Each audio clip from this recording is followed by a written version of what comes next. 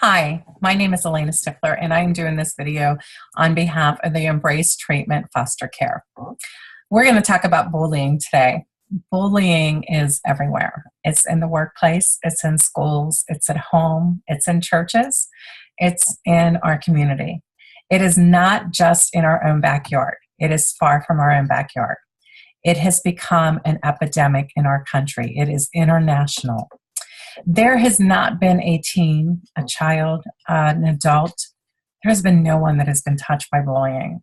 It can start at home. It can start in school. It can start as early as preschool. It can go all through the high school days into college. Eventually it leaks into the workplace and it goes to our grandchildren. It's one vicious cycle that just keeps going and going and going. No surface has been untouched by a bully. Bullying is no longer a fist fight in the hallway. It's no longer just touching someone. It's no longer just calling somebody a name. It involves so much more. It could start with one person. It can start with two people. That two people, it can turn into a rumor, and the next thing you know, it can go up to as many people as it can reach. And a person, a child, a teenager could be walking through the hallway and have people just saying something to them that they've heard through this rumor mill that has started. That is bullying. That is a piece of bullying that really hurts.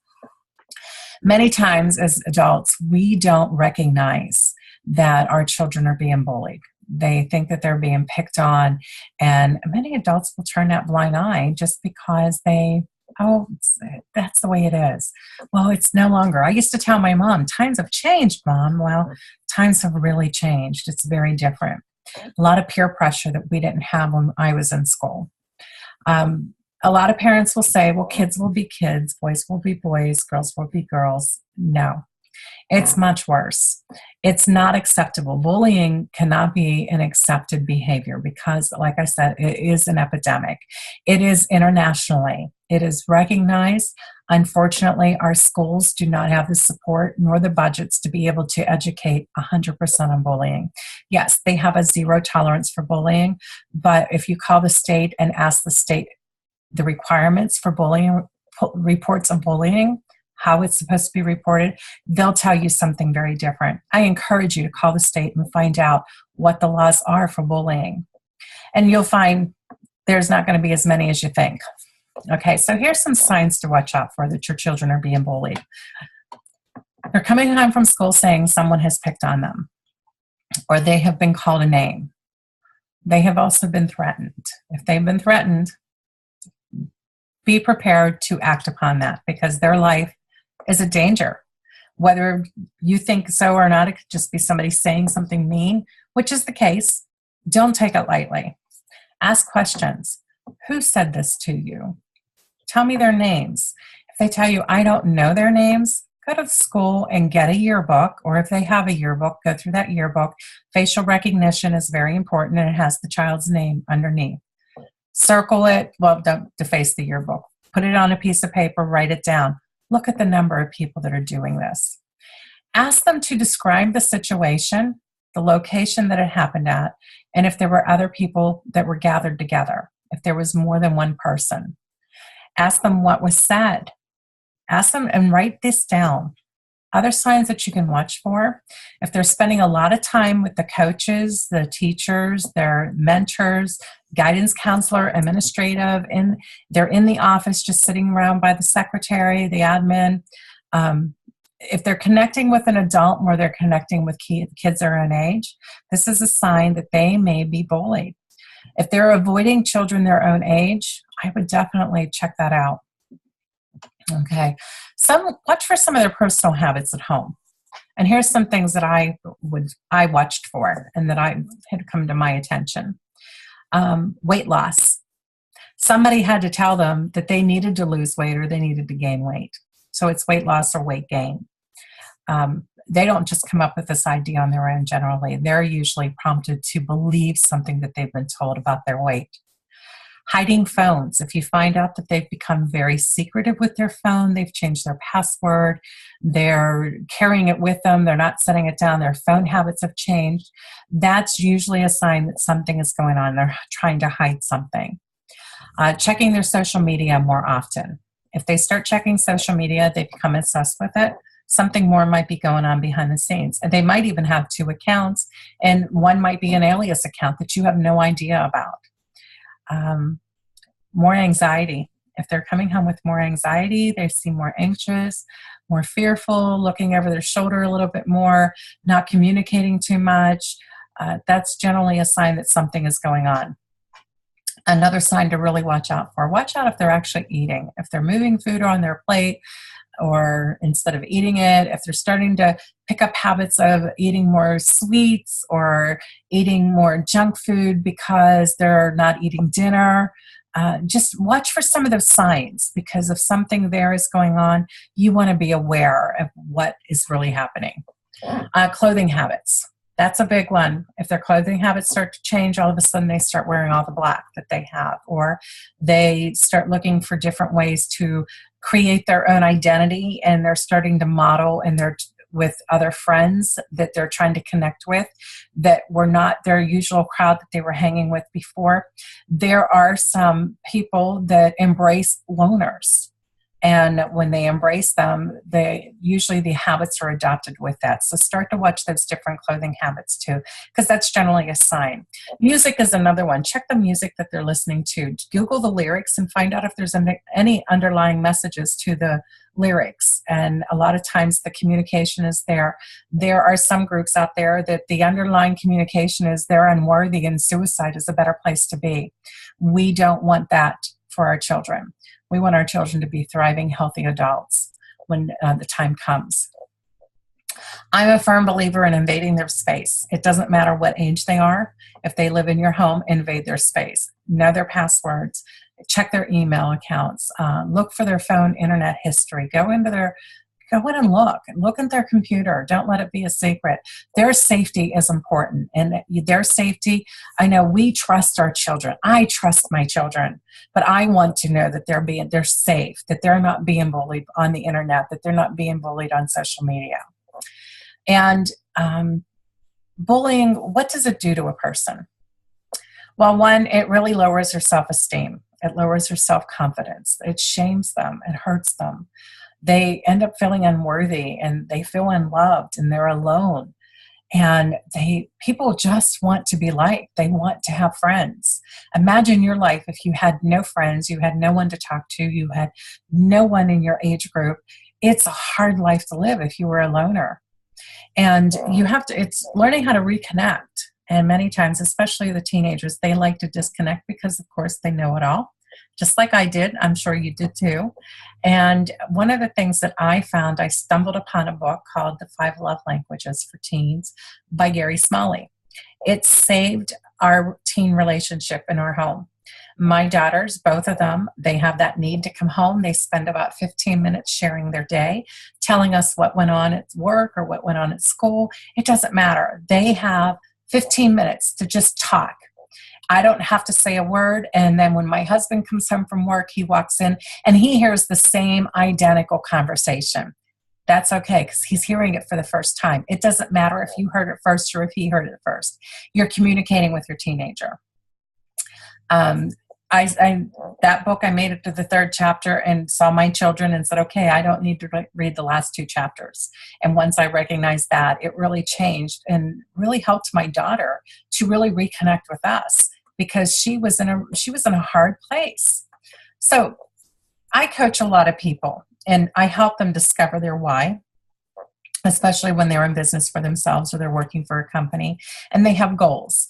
And we go through a process. And when I go through that process, I ask them questions. And some of those questions are hard questions for them because I recognize some areas where sometimes they're really struggling. One of them is they really struggle with success. And I know that you've probably heard, oh, you have a fear of success. That's what's holding you back. Well, if that's what's holding you back, what is that underlying fear of success? I also hear and see that they're starting over frequently. They feel like there's always a time that they need to start over. They never really complete a project. They start at the beginning, they go to the middle, and they never make it to the end. It's always on their to-do list over and over and over again. They're always beating themselves up for not completing that project. Maybe they want to paint the house, or maybe they want to plant flowers, but they never get out there and do it. The project's there, but they're not motivated enough to do it because they're always beating themselves up afterwards for why they didn't do it. They feel weaker than others. They don't have that strength and that courage to move forward. And last, they really lack the self-confidence and the self-esteem and worthiness of who they are. So we break that down, and I help them walk through that. And 9 times out of 10, it has gone back to when their younger days happened. And we'll talk a little bit more about that in the video. So what are some of the signs of an adult bully at home? Name calling: jerk, stupid, idiot, worthless. I think we've all have said those words in our life. But if we say it day and day and day and day and day and day and day, and they hear this over and over and over and over again, what are they eventually going to think? That that's what they are. They're going to own that identity of name calling. Putting them down. You're not worthy enough. You can't do this. You'll never make anything out of life. Why would you even want to do something like that? That's a hobby. That's not going to support a family. Putting them down, that's their goals and dreams. Don't put them down. Encourage them. Build them up. Oh, you're not good enough. You're not good enough to go to school to be a doctor. Who says that they're not good enough? Let them try. Mocking them. Oh, well, let's go back to not good enough. What about playing the trumpet or playing an instrument? Oh, you'll never be able to play that instrument. You're not smart enough to play that instrument. Whatever it may be, let them try. Let them try. Don't ever let anybody say that they can't do something. At least let them try. Let them have those memories of trying, whether it was successful or not. Okay, mocking. That's a big one for me, because mocking means you're making fun of somebody. If you're making fun of somebody, you're hurting their feelings. You're mocking them, and it is not kind. Siblings do it frequently. They mock each other, and parents do it to their children. They're making fun of their children. Hitting and touching without intention to hurt, but you can hurt. And I'm talking about you don't realize your own strength. You poke your brother, you poke your sister, you poke your neighbor, you poke your daughter. And that poke it's hard. It hurts when they poke because you might have a little bit more tender skin. So when you're doing that and you're hurting somebody, those behaviors are creating memories that go into a lifetime, and they end up in their adult life. And there are challenges for them. So now there are bullies that are really violent, and that's what our child abusers are. Okay, that type of behavior it's not tolerable. It is the law to report it. Please report it if you witness it. Don't make excuses for it. Okay, and when you go back to those other behaviors, those children that have been told by name calling and put downs and not good enough and mocking and hitting and touching without intent to hurt. Those are shaming behaviors into adulthood. Oh, I'm never going to be good enough to be able to do this in life. Oh, my mom told me that I really wasn't smart enough. Or my dad told me that I wasn't going to amount to anything. Or my cousin told me, or my brother told me, or my sister. It doesn't matter who it is. Somebody is owning those words of worthiness, of the lack of worthiness. Okay, so what can you do? First of all, as a parent, as a caregiver, you know your child best. If you go to the doctor and you say to the doctor, something is wrong with my child, and they say nothing's wrong with them, it's okay. You live with that child. You obviously are there for a reason. I love my doctor for this reason, because I could walk in and say something is wrong. I need you to figure out what it is. And he'll say, you know your child. You live with this child every day. If you're telling me something's wrong, something's wrong. Listen to them and hear what they are saying. Don't discount those words. Believe them. Pay attention to them. And if bullying is happening in the school, make a phone call, visit the school, confront the situation, talk with an administrator. Don't sweep it under the carpet. You are an advocate for your child. You are an advocate as a caregiver. You have to be the one that's going to step up and move out and take that place that they need you to take. You can't sweep it under the rug. It's too important to them. Again, if children don't know who's bullying them, get a yearbook. Write those names down. That facial recognition is huge. Now, if they have a history of going to the guidance counselor and they're getting the counseling and they're communicating with school administrators and their conversations, ask if they're being documented. If my daughter's going in and talking to a guidance counselor and they're not documenting that conversation of someone that's bullying her because, oh, it's okay, nobody's bullying you, it's all right. They have bigger fish to fry. They're going after other people. Yeah, your child's still being bullied. You want that documented. And you also want to talk to the school resource officer because that makes them aware. When there's students, of the number of students that are in schools these days, and you've got grades 9 through 12th or 6th through 8th, whatever it is, K through 5, there are so many students. They know who's troublemakers, but they don't know all of them. They don't know who's doing all the bullying. They can be aware of it. There could be really good kids in the class that turn out to be bullying because they have that personality. Oh, everybody loves. And, oh, no, she would never do that. Oh, no, he would never do that. It happens. There are bullies that are really nice people, but they're bullying behind the scenes because they don't want people to see their true colors. All right, if you are at work and you are being bullied at work, take it to a human resource officer and take the documentation to support it. That's important. If you see it, you feel uncomfortable, write it down, date it, time it. And then if you see that there's a pattern when you're feeling uncomfortable, take it in to human resources and say, this is how I'm feeling. What can we do to resolve this? If human resources do not support it, take it to the building security.